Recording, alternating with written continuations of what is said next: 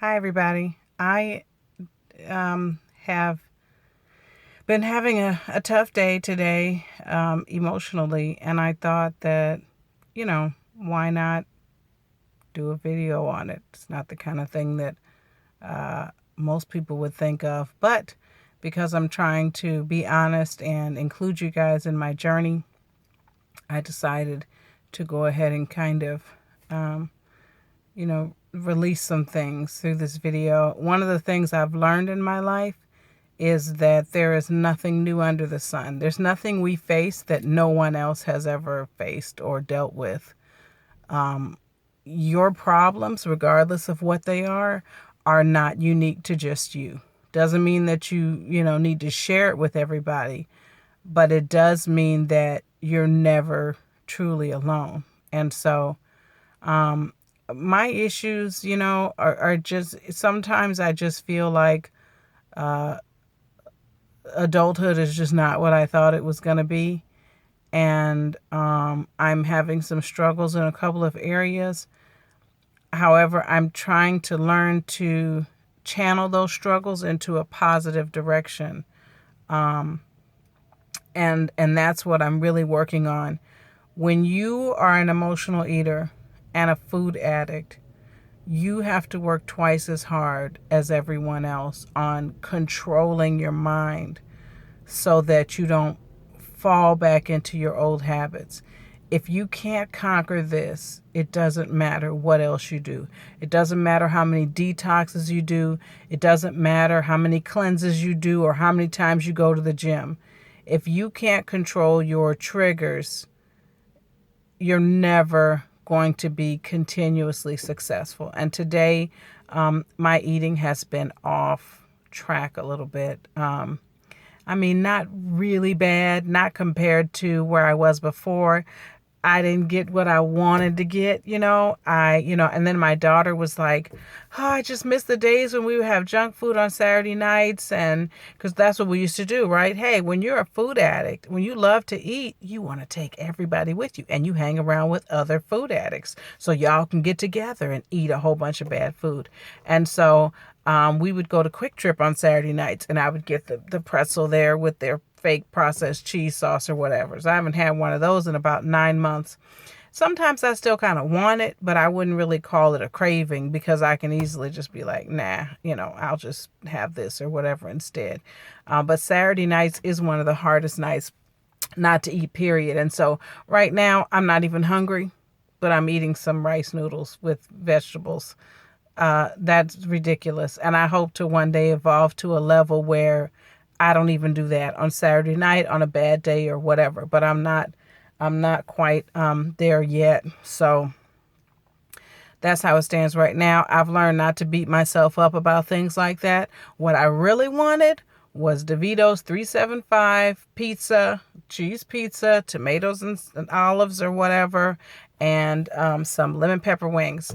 That's what I wanted. But again, it's not a physiological craving. And how I would define that is when you are in the deep throes of your food addiction, you gotta have it because your system is so full of those white starchy carbs that you literally cannot resist. It is so much harder. But when you clean your system, it's much easier to even if you see a picture, you'll see things that are still triggers, but you can make a mental decision to say, I don't want that. I'm not going to have it. And or you can make a substitute and be totally happy with it. And that's where I am. It's much easier for me to make intelligent decisions. And even if I don't eat 100%, like I don't really eat rice, but that's my indulgence every now and then, probably once a month, maybe twice a month. I'll have some rice noodles, usually out somewhere.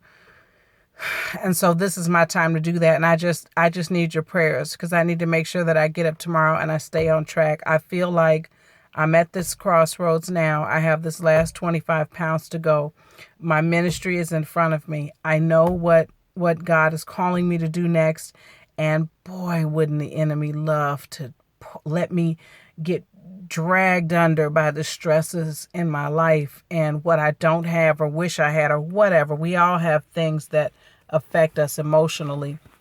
If he can get me, wrapped up so much in that, or just tell me things like, you look fine the way you are. And then that's why when people say that to me, I rebuke it, because I know the goal, and I know the weight that God created me to be.